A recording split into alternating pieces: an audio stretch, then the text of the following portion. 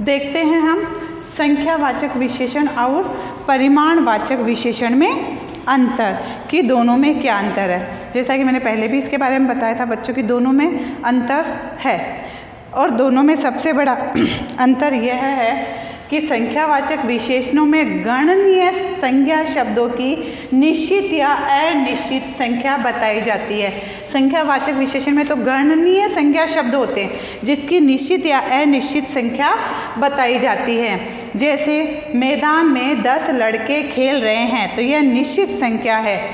कुछ लड़कियां गीत गा रही है, अनिश्चित संख्यावाचक विशेषण है।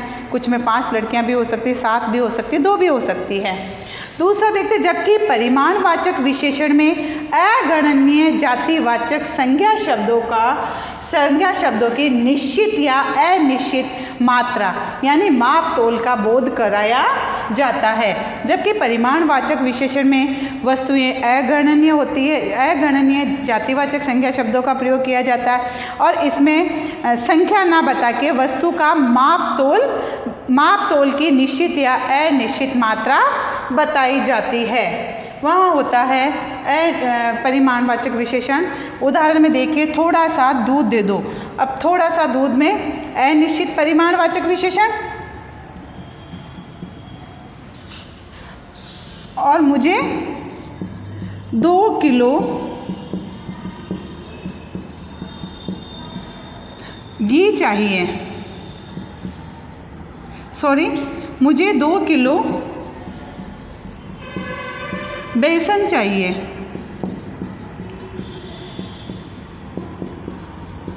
तो यहाँ पर एक निश्चित माप हो गया कि उसको बेसन कितना चाहिए, 2 किलो चाहिए। तो यह है संख्यावाचक विशेषण और परिमाणवाचक विशेषण में अंतर।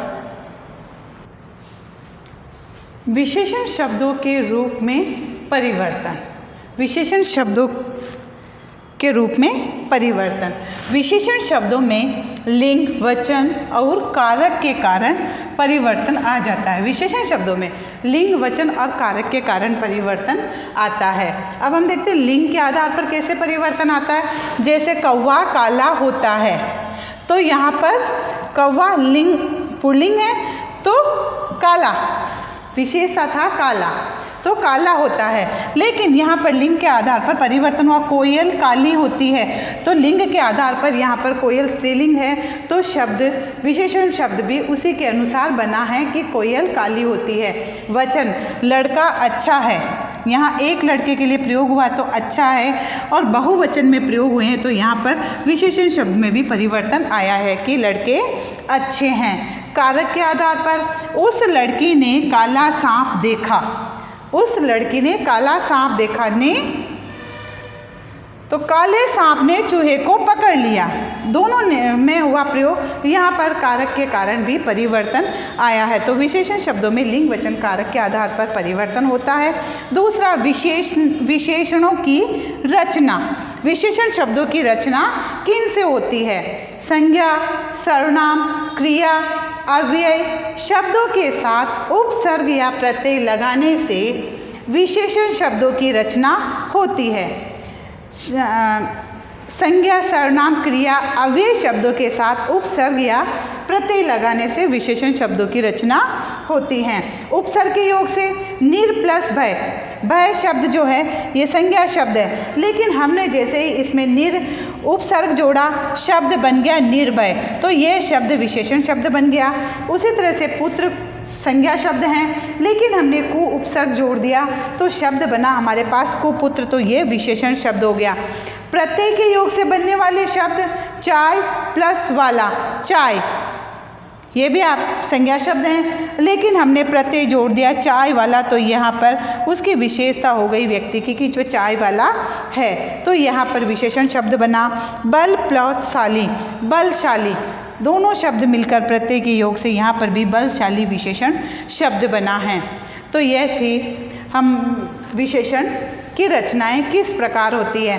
उपसर्ग और प्रत्यय दोनों के मिलने से भी विशेषण शब्दों की रचना होती है। वो कैसे? सम प्लस मान प्लस इत, सम्मानित। तो यहाँ पर उपसर्ग